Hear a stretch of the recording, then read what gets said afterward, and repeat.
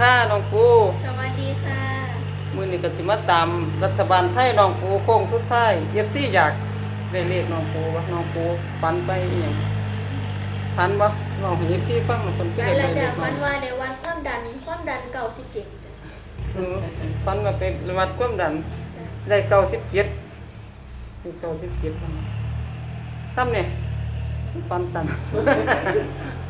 น้องปูฝันว่าไปวัดความดันได้97ฝันสั่นๆซ้ำนี่อ่ะ กับของเก่าเพิ่น กับของเก่า อันเพิ่นเอาเลขที่เจ้านั่นเด้เพิ่นฝันว่าอีห ก็ ยัง สิว่าอันพ่อใหญ่เขาบ่ได้ เอ เงิ อน ไม่ใช่กับเลขเก่าเด้เก่ากับเจ็ดอยู่เด้เนาะ เพิ่นตายเพิ่นได้คนเสียเพิ่นอายุ จะ 70 เป็นพ่อใหญ่บ่ดอกมันว่า แม่นบ่ เพิ่น เอา เอา เรียนสูงผู้ใจจอย สูงจ้อยๆกับตาสูงกับสูงจ้อยคือกันมีตาสูงบ่ ก็ทรงอ้วน แม่นตาสูงบ่นึกว่าแม่น มันก็สมกับพอมันก็จำได้อยู่นะว่าแม่มันว่าช่วยๆสูงๆดำๆนี่ก็สิพอ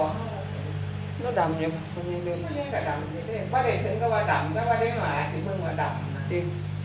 ฝันเห็นนั่นตาเข้ามาในบ้าน จักผู้ใดบัดตักตาย แต่ว่าเพิ่นว่าเป็น สบายสีหนานี้มืดๆพอเสร็จแล้วเพิ่นก็หายเลย สิเห็น สิแม่นอยู่เลยเนาะเพิ่นอยู่เนาะนี่เนาะ สิเก่าคนนี้สิ เฮาก็ว่าฝันเห็นตาเลยเนาะเพิ่นฝันเห็นตาเพิ่นเสียชีวิตไปแล้วบ้านเพิ่นอยู่รอๆนี่ฝันว่าเขามาในบ้านมาสีหน้าว่ากูสิมึงสำบายกันว่าจังซี่ ใช่ เว้าซ้ำนี่บอกเลขบ่มา ไม่แล้วก็ เว้าซ้ำนี่เราก็หันหลังออกไปเลยตอนเพิ่นเสียชีวิตอายุ76นี่ผมจำได้อยู่นั่นน่ะ ว่าแม่เจ็ดสิบหกแล้วมันอันเดียวกันเนาะอันเดียวกันกับปีน กับหัว97แล้วก็สิเป็น เจ็ดเป็นหกเจ็ดบัด 67 ตำนานเออ กับหัวก็สิเป็นจังซี่ เท่านั้น บ้านเลขที่บ่เอาติ ว่าในที่นึง2 6ก็ให้ไปก่อนเดี๋ยวนี้ 79 76 เท่านั้นละเดี๋ยวก่อนที่เพิ่นฝันว่ามีงูเข้ามานั่นแหละบ้านถึงมือหวยออกเด้ เฮาเอาลงน้ำมินได้นี่บ่คะ เอา1 2 6ไปลัง เป็นฟันเกี่ยวก่อนเอาลงนี่ใคร FC ลืมเนาะ หาลืม1 2 6ที่ว่าเห็นงูแม่จำนั่นล่ะ 126 ที่ว่าฝันเที่ยวก้อนนั่นแต่ว่าหวยว่าออกจักเที่ยนั่นแหมสิ มัน เฮา บ่ทันออกถ้ามันมาออกมื้อนี้ติ กับมื้อนี้ล่ะที่เฮาฝัน มัน ไป ก็สิบ่ได้ตัดเป็น12 26ติจังได๋ เอ้ยเพิ่นตัดเอาตัวเนาะ ที่เพิ่นตัดเอาติมันสิหลายเนาะ จำนั่นล่ะเด็ก3ตัว2ตัว ติมมาให้เพิ่นตัดเอาจะหมดก่อนๆมันบ่ทันออกเพิ่นว่างูเข้าบ้าน นี่ว่าเข้าบ้านที่เฮาว่าสิให้ไปหวยใหญ่วันที่2นั่นแหมก็ต้องพุ่นละตัวเดียวนั่นล่ะ1 2 6มันเลยบ่ทันออกเนาะ เออ ถ้ามันมาออกมื้อนี้เพิ่นว่ามันก็ได้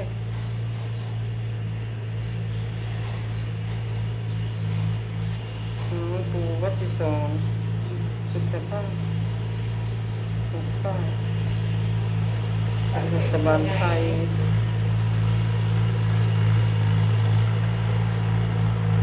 ฝันเมื่อคืนฝันว่าไปวัดความดันได้97แล้วก็ฝันในบัด แล้วก็เห็นพ่อใหญ่ก็76ฝันว่าเขามาในนี้ พ่อใหญ่เพิ่นเสียชีวิตไปแล้วนะ 76ตอนเพิ่นตาย มันเลยเข้ากัน เพิ่นว่ากูสิเอาให้กูสิให้มึงมีเพิ่นได้สีหน้าน้องกูติแล้วก็เลยหันหลังกลับเลยออกไปซ้ำนี่ ที่หาหลังมาหายไปเลยบางทีมืดๆแล้วก็ ก็คนตายเนาะก็เป็นผีเนาะก็บ่เห็นตัวนี่เว้าแล้วก็หายไปเลยไป FC อยากได้ฝันน้องกูมันสิเฝ้าไปโลกก็ออกบ่าย3ถึงก็ลงเลย อันนี้คือแล้ว ก็ไปขอให้แห้งๆปังๆบ่ FC เด้อ ก็ให้แห้งๆด้วยจ้ะ เรื่อยๆสมบูรณ์เด้อ ขอให้ถูกรอบมื้อนี้ฝันว่าไปวัดความดัน97เพิ่นว่า พ่อใหญ่เนาะ แล้วก็ฝันเห็นตาเสียชีวิตไปแล้วล่ะเพิ่นว่าเป็นผู้จ้อยๆดำๆก็สิแม่นตานั่นล่ะเข้ามาในบ้านเพิ่นแล้วก็มาชี้หน้าว่ากูสิให้มึงมีวาจังซี่บ่กู กูจะให้มึงสำบาย กูสิให้มึงสำบายเราก็เลยหันหลังหายไปเลยเพิ่นว่าอายุเพิ่น76ตอนวันตายก็เลย